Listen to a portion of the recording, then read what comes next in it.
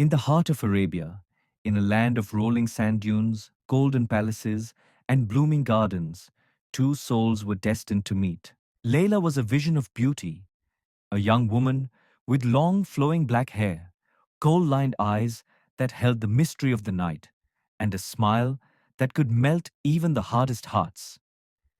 She was the daughter of a powerful nobleman, born into wealth, luxury, and strict traditions. Qais ibn al-Mulawa, later known as Majnu, the Mad One, was a poet at heart. He belonged to a noble family but lived for love, poetry, and passion, not wealth or status. One evening, at a grand festival where music, lanterns, and laughter filled the air, their eyes met. And in that single gaze, something awakened, a love so powerful it felt like the universe had paused to witness it. As Layla danced among her friends, her eyes kept searching for him. Case, with a pounding heart, wrote verses in his mind, unable to look away. When they finally spoke, it was as if they had known each other for lifetimes.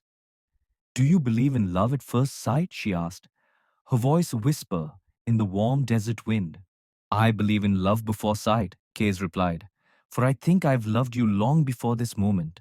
But fate is not always kind to lovers." Word of their growing love spread through the town like wildfire. The whispers reached Layla's father, a man of powerful presence, silvered beard, and eyes that could command a kingdom. He was a man who believed that love had no place in the affairs of noble families. "You are promised to another," he told Layla, his voice stern. "This boy Kais is a poet, not a prince. Love is not your destiny. Marriage is." Layla's heart shattered, but she was not one to disobey her father's will. Kais, however, could not accept it. He went to Layla's home, stood outside for hours, reciting poetry of love so profound that even the desert winds carried his pain. "You can cage the bird, but you cannot silence its song," he cried. "My heart beats only for Layla." But Layla was locked away. She was forbidden from seeing him, speaking to him, even thinking of him.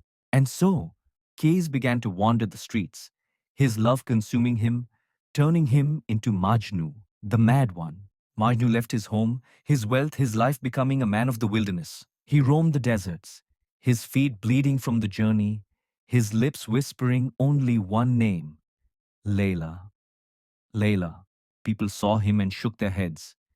"He has lost his mind," they said. "He is no longer a man, only a ghost of love." But Majnu did not care for the world. He wrote poetry in the sand, carved Layla's name into the rocks, and spoke to the stars as if they could carry his love to her. Meanwhile, Layla was forced into marriage, her bridal robes heavy like chains. Her husband was a nobleman, wealthy, powerful, but to her, a stranger. On her wedding night, she sat before a mirror, touched her reflection, and whispered, "This is not me. My heart is with Mainu." But she was a woman, and in her time, women did not choose love. They obeyed fate. One night, as the moon cast a silver glow over the desert, news reached Layla. Matnu was dying in the wilderness, consumed by his love, weakened by his longing. With a heart beating like a drum of war, she ran through the desert, and there in the wild sands she found him. Majnu, now a mere shadow of himself, skin clinging to bone, eyes hollow but still burning with love, lifted his head. "Layla," he whispered, "I have come, my love, I have come." Their hands touched, two souls torn apart by the world, reunited by love. But fate had one final cruelty left. Before they could truly be together, Layla's husband's men arrived.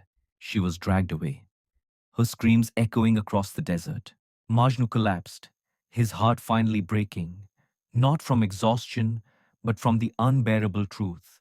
That night, under a sky filled with silent stars, Layla died in her chamber, her heart unable to bear the pain of separation. And in the wilderness, Majnu breathed his last, whispering her name one final time.